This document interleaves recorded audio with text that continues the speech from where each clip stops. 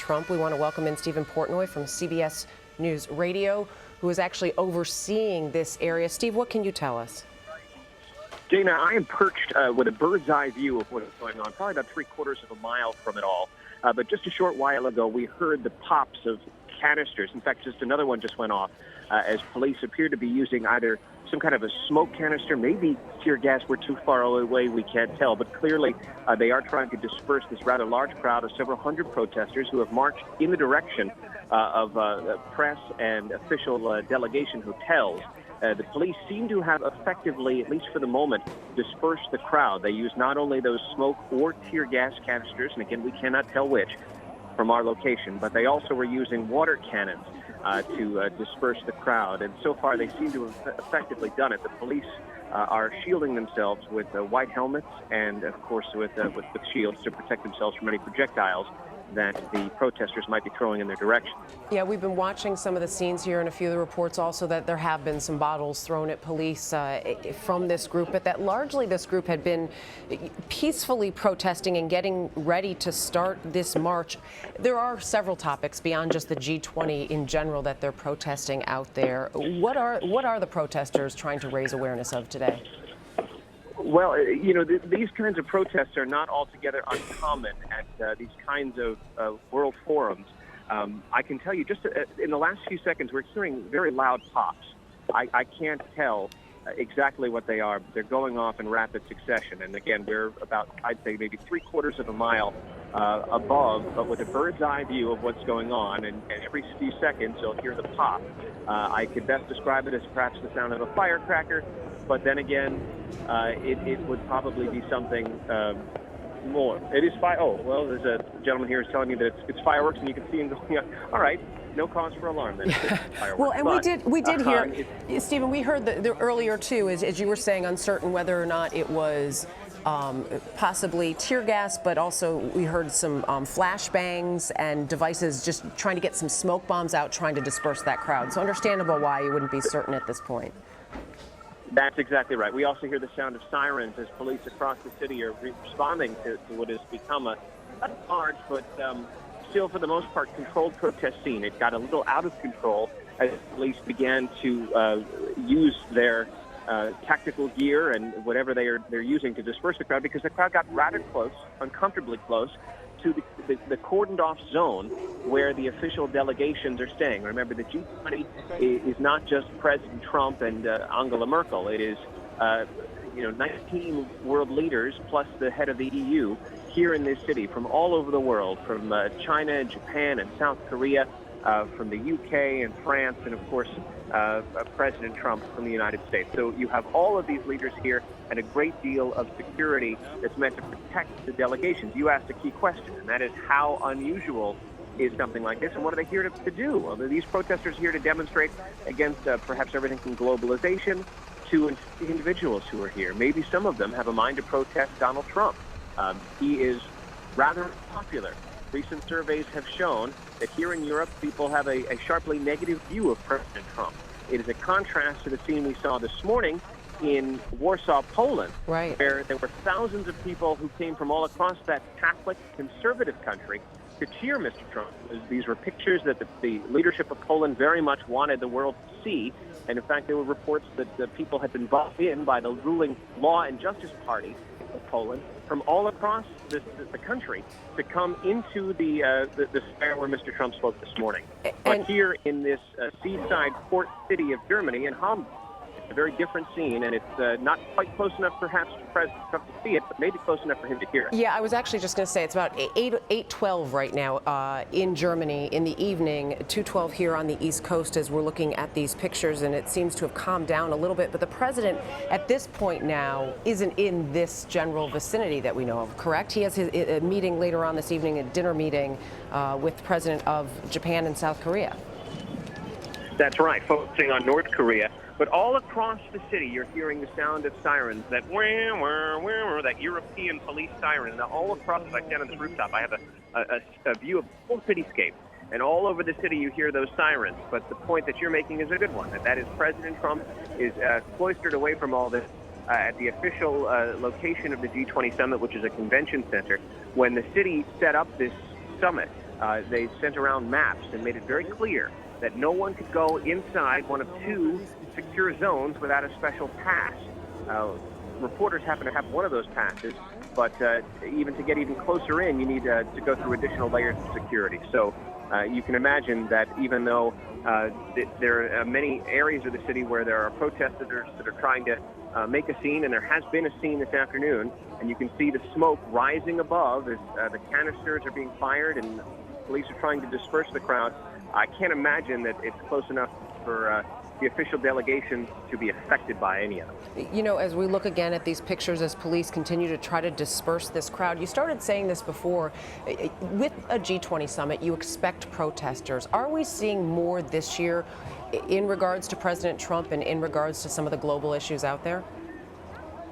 Well, it's hard to give a frame of reference not knowing precisely how many are out there, but you can think of incidents going back over the course of the last years where there have been large-scale demonstrations at these international summits, and not just in Europe, but of course in the United States as well. You can think back to Seattle. I think it was in the early 2000s, where there were large-scale protests at a gathering of the International Monetary Fund. So anytime you have world leaders, certainly representing the world's largest economies, gathering, you're going to have some measure of protest. What I think is interesting here is that it is, of course, occurring at the time where an American president is in many parts of the world rather unpopular, in fact, enormously unpopular.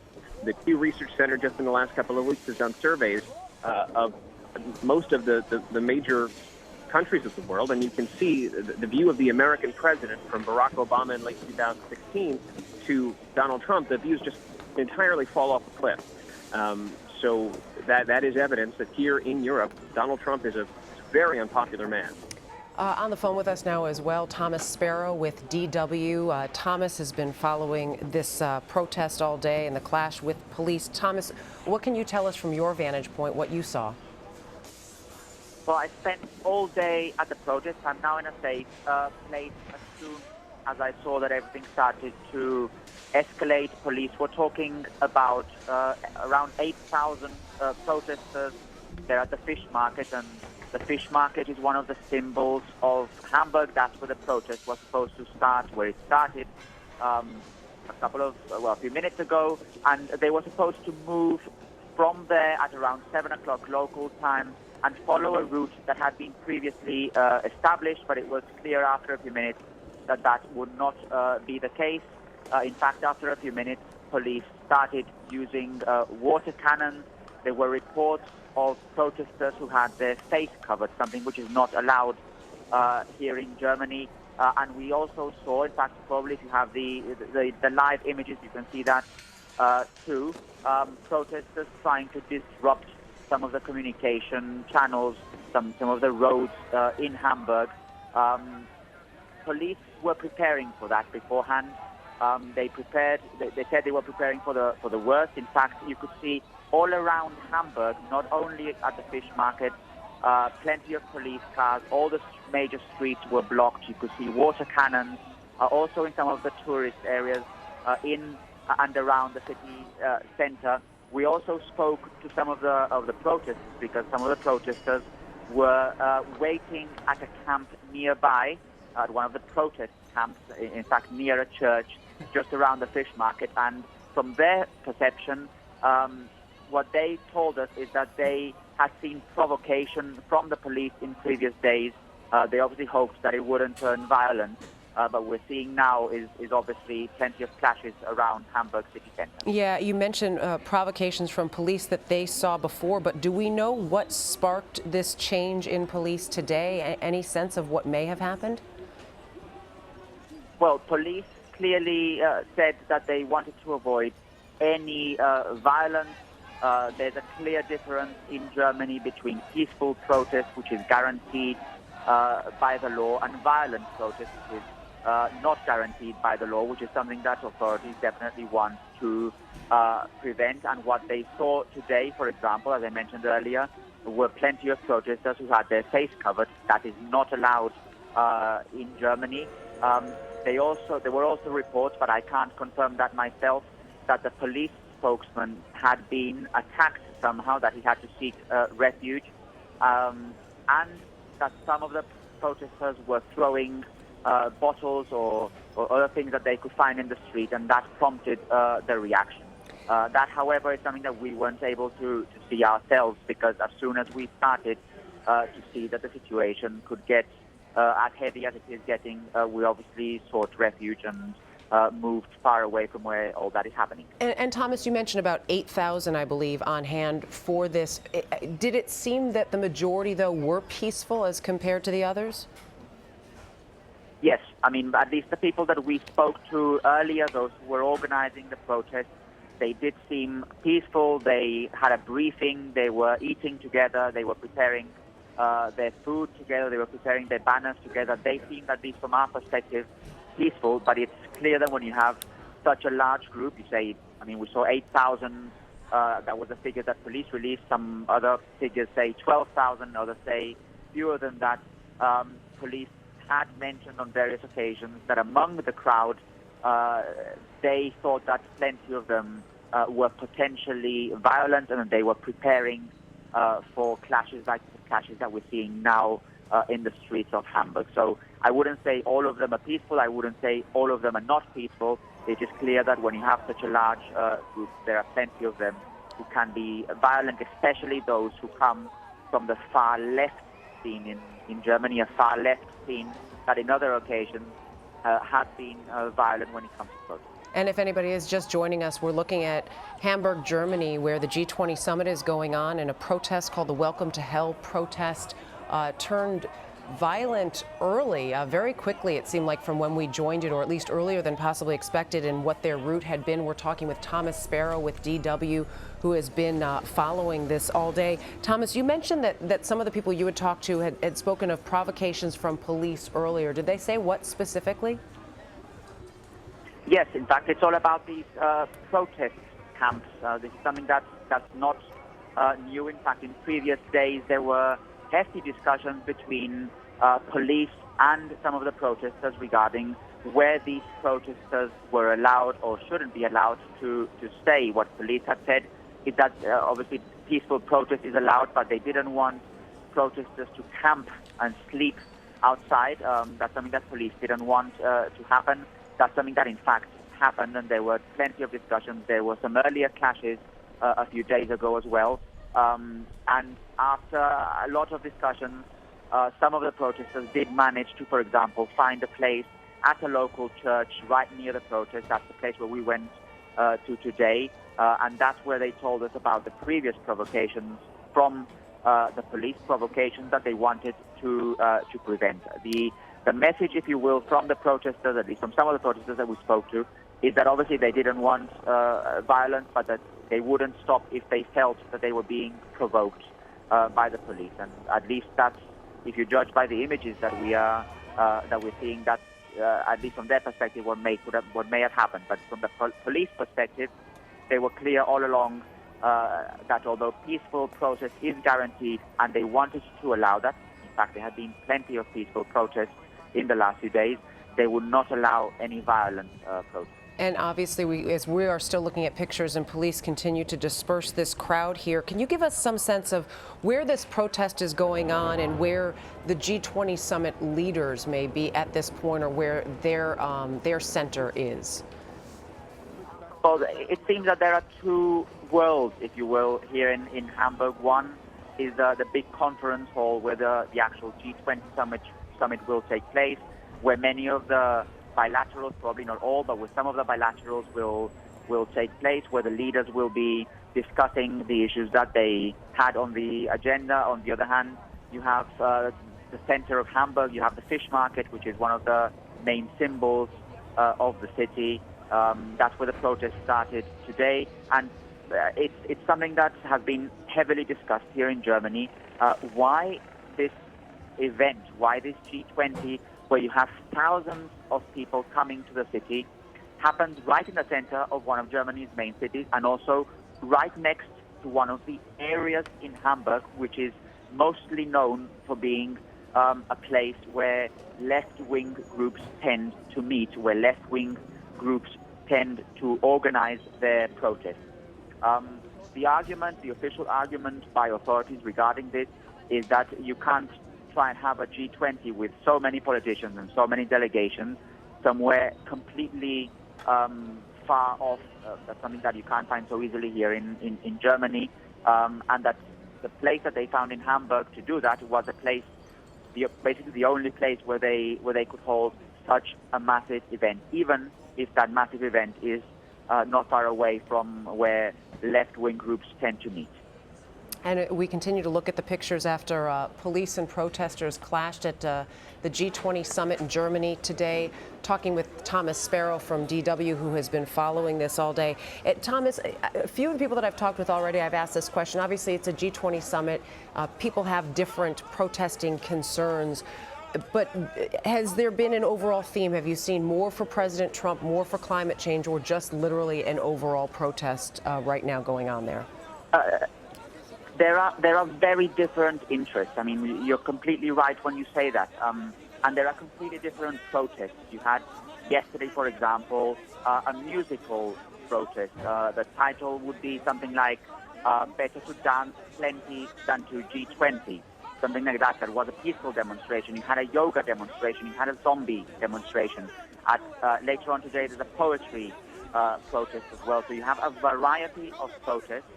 Not all of them are like the scenes that we are seeing now in Hamburg, and not all of the interests are like the one that we're seeing now in Hamburg. If you look specifically at the interests that some people at this protest have told us, that's an anti-capitalist protest. They're against the way capitalism is being handled. They're against the effects of capitalism, the fact that the rich get richer and the poor get poorer, according to them, the fact that there's a widening gap between rich and poor, the fact that they believe organizations like the World Bank, for example, or meetings like the G20, they don't believe are organizations that lead to world peace or world stability, but completely the opposite. That is something that you can find, for example, online if you read the manifesto, if you will, of this Welcome to Hell protest. But this is only one aspect. There are people, for example, who are complaining or would like leaders to focus more on climate change. There are protesters who want leaders to focus more on minorities, for example. That's something else that we saw. There are protesters who want leaders to focus more on inequality. That's something that we saw today. So you see a wide variety of groups and a wide variety of protests. Not all protests are like the ones you are seeing now on your live feed. And we're looking at, right now, the shot that we have, you see a lot of people, protesters, people just lined up, and the police have sort of backed them off. I don't know your exact vantage point, Thomas, but does it seem that it's under control and the protesters, for the most part, have moved on? Are there areas possibly that are not like that? Well, from where I am, I can't really see that. As I mentioned, as soon as things started to get very difficult, we went to a safe place. So we're actually, fortunately, I would say, not involved right where the things are happening. That's a place we left a few minutes ago. It does seem that police are at least trying to bring the situation under control, trying to separate, in a way, those who might be more militant or more radical in their views, who are clearly willing to disrupt, as one of the banners said, at the fish market, from those who are probably just trying to protest and present their political views. When you have a protest like this, and we've covered many of these protests, it is unclear what will happen next. That's probably one of the biggest risks when you cover such a protest. So that's why I wouldn't clearly say now, yes, the police has it under control. I wouldn't also say, no, the police doesn't have it under control. Right. I would say the police is at least trying to get it under control. And obviously 8:27, I believe, there in the evening. So sunlight maybe for what, about another hour and a half as police try to maintain or get control. We see right now, we're actually looking at a picture of more movement in the area and just some hurried people in the crowd. Thomas, police presence-wise, we've heard numbers up to 20,000 there on hand to try to handle these protests. How overwhelming is that police presence there in Hamburg? Look, you can see police basically everywhere. This is certainly not a normal week in Hamburg, certainly not the beginning of a normal weekend in Hamburg. If you arrive at the train station, the first thing you see, at least when we arrived, policemen. If you walk around some of the other streets, not necessarily involved in the protest that we're seeing now, the streets are cordoned off. You see water cannons, even in some of the touristy areas where there are plenty of tourists here, probably not as many as you would see normally, but there are still tourists that you see. You also see that there are water cannons. We saw, for example, just a while ago, a cafe, and people were drinking just a cold drink. It's a very sunny, warm day, and just right next to that, a couple of water cannons and police cars. So it is clearly not a normal week in Hamburg, and everywhere you go around the city center, not just around the fish market where the protest is taking place, you will see police cars and you will see police presence, because ultimately police also wanted to show that at least they wanted to have this under control, and that's why police presence for this particular protest, this Welcome to Hell protest, is so massive. This is not the only protest taking place in Hamburg. There are around 30 protests that have taken place or will take place in or around the G20 summit. So it's indeed a very big challenge for police and for authorities in general in Hamburg. They don't want actually these images that you're seeing. That's not something that authorities would like, political authorities also, because some of the previous summits where we've seen international leaders have actually been remembered more by what has happened in the streets and by what has happened in the political debate, and that's something that is clear that authorities want to prevent here in Hamburg. And you mentioned that about 30 protests overall that will take place. Are there any others that you know of? This one had so much, I guess, press around it, and the size of it was expected to be larger. Are there others in store that you know of that are getting this type of attention? I know you mentioned the zombie one yesterday that also seemed to draw a lot. Well, there was one yesterday which did draw a lot of attention. That was the music protest. There's another big one at the weekend, in fact, one where political figures are also involved, in particular from the German opposition parties. That's probably the bigger protest, and one that is also attracting a lot of attention, one that police are also going to consider in particular. But the one today had, from the beginning, I mean, it was clear that it was one that had the potential for violence, because we saw that this morning there was a big banner which clearly said disrupt, and they really wanted to disrupt what was happening in Hamburg.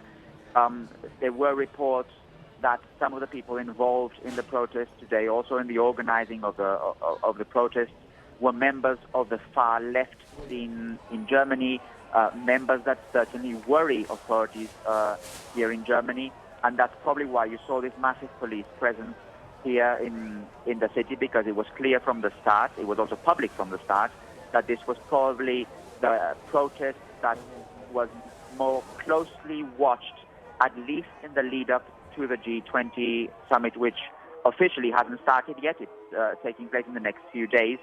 But it is clear that Germany is in G20 mode, not only tomorrow and the next few days, but also the rest of the week. And G20 mode, at least for the police, means a lot of protest and a lot of work. Thomas Sparrow from DW. Thomas, thank you so much for your perspective and some great information for us.